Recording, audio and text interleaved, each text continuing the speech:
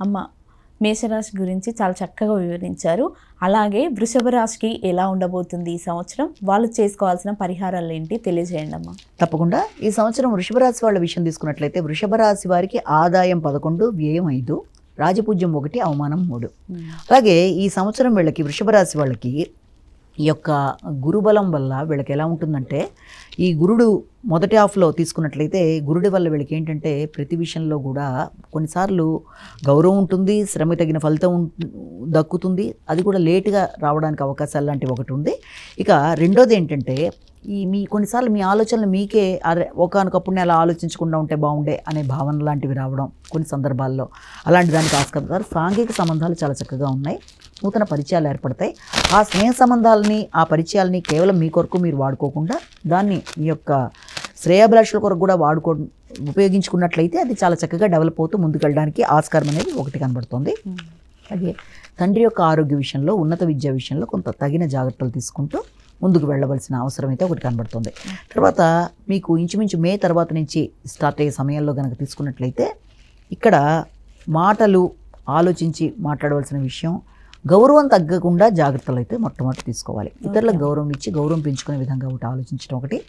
ఆర్థిక సంబంధమైన విషయాల్లో తగిన విధంగా జాగ్రత్తలు తీసుకుంటూ ముందుకు వెళ్ళాలి. ఆర్థిక అంశాలు బాగున్నట్టుగా ఉన్నా అవి అనవసరంగా వ్యయం కాకుండా జాగ్రత్తలు తీసుకోవాలి మొట్టమొదట. అలాగే దాంతోపాటుగా మీ యొక్క నైపుణ్యాలు పెంచుకునే విధంగా కృషి చాలా అధికంగా చేస్తారు. అటు విద్యార్థులైనా పెద్దవాళ్ళైనా శ్రమ అనేది అధికంగా ఉంటుంది. శత్రు రోగ రుణాలని అధిగమించే ప్రయత్నాలు అనేవి చాలా గట్టిగా చేసే అవకాశాలు లాంటివి కనబడుతున్నాయి.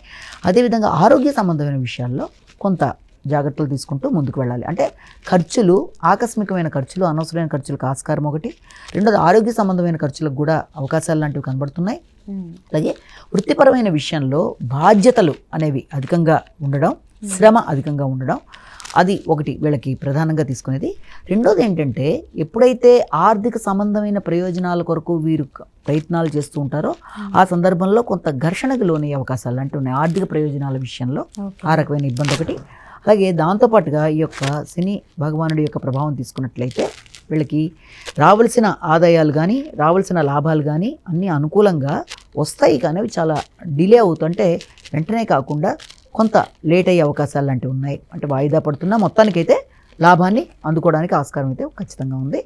తర్వాత దాంతోపాటుగా ఇంకొకటి ఏంటంటే ఆరోగ్యం మీద శ్రద్ధ అనే మాట కన్నా కూడా కొంత బద్ధకం అనేది పెరుగుతుంది. అంటే సర్లే ఎలాగో జరిగిపోతున్నాయి కదా కార్యక్రమాలు అన్నట్టుగా దాన్ని నిర్లక్ష్యం చేయకుండా ప్రతి విషయంలోనూ కూడా అంటే రావాల్సిన శ్రమకి తగిన గౌరవం రావడంలో కూడా వీళ్ళకి కొంత డిలే అవుతుంది. వస్తాయి కానీ కొంత డిలే అవుతాయి. అలాగే ఇంకా వీళ్ళకి సంతానం కూడా అభివృద్ధికరంగా ముందుకెడతాయి. ఆలోచనలు ఆలస్యంగా వచ్చినా చక్కగా ఫలిస్తాయి. మంచి ఆలోచనలే ఫలిస్తాయి, కానీ అవి చాలా డిలే అవుతూ రావడం అనేది ఒకటి. ఇక దాంతోపాటుగా ఏంటంటే ఆరోగ్య విషయంలోనూ ఆకస్మికమైన విషయాల్లో కొంత జాగ్రత్తలు తీసుకొని అయితే ఖచ్చితంగా ముందుకెళ్ళాలి. ఇక ఈ రాహుకేతుల విషయంలో కూడా తీసుకుంటే ఇది స్టార్టింగ్లో అంటే మే దాకా ఉండే టైంలో లాభదాయకంగానే ఉంది. అలాగే మీకు దూర ప్రదేశాల్లో ఉండే వ్యక్తులతో కూడా అనుకూలతలు లాంటివన్నీ అనుకూలంగా ఉంటాయి. తర్వాత రాబోయే సమయాన్ని మనం తీసుకున్నట్లయితే మే నుంచి తర్వాత వృత్తికి సంబంధించిన విషయాల్లో కొంత ఘర్షణ, ప్రెషర్ ఎక్కువగా ఉంటుంది వృత్తిలో. అలాగే ఈ యొక్క రాహుకేతువులో ఈ కేతు ప్రభావాన్ని కూడా మనం తీసుకుంటాం కాబట్టి కేతు విషయంలో మాత్రం గృహ వాతావరణం, విద్యా సంబంధమైన విషయాలు, వాహన సంబంధమైన విషయాలు, తల్లి ఆరోగ్యం మొదలైన విషయాలు అన్నింటిలో కూడా కొంత ఎక్కువ శ్రద్ధ చూపిస్తూ ముందుకు వెళ్ళాలి. విద్యకు సంబంధించిన విషయాల్లో విద్యార్థులు తగిన శ్రద్ధ చూపిస్తూ ముందుకు వెళ్ళినట్లయితే అనుకూలంగా ఉంటుంది. ఇక పరిహారాల విషయాన్ని కూడా మనం ప్రధానంగా తీసుకున్నట్లయితే వీళ్ళకి ఉదయం సమయంలో ప్రధానంగా మనకి మార్నింగ్ 6 to 7, 5 to 6 సమయంలో 5 to 6 మధ్య కాలంలో శ్రీ దుర్గే నమః అనే శ్లోకాన్ని ఒకటి పఠించుకోవాల్సిన అవసరం కనబడుతుంది. అలాగే సాయంత్రం మనకి 6 to 7 మధ్య వీళ్ళు అరుణాచల శివ అనే ఇది అనుకోవడం. మధ్యాహ్నం 11:30 to 12:30 మధ్య అవకాశం ఉన్నట్లయితే శ్రీదత్త శరణం మమ అంటే ఈ 3 శ్లోకాలు ఖచ్చితంగా ఇంత సమయం అని కాదు, మీకు ఎంతసేపు మీరు చేయగలరో అంతసేపు చేయడం అనేది, మనసు పెట్టి చేయడం అనేది, వీటిని చేయడం బట్టి ఈ రకమైన వాటి వల్ల ఎదురవుతున్న సమస్యలను అధిగమిస్తూ ఉంటుంది. ఓకే అమ్మ, వృషభ రాశి గురించి చాలా చక్కగా వివరించారు. వాళ్ళు చేసుకోవాల్సిన పరిహారాలు తెలియజేసినందుకు ధన్యవాదాలు.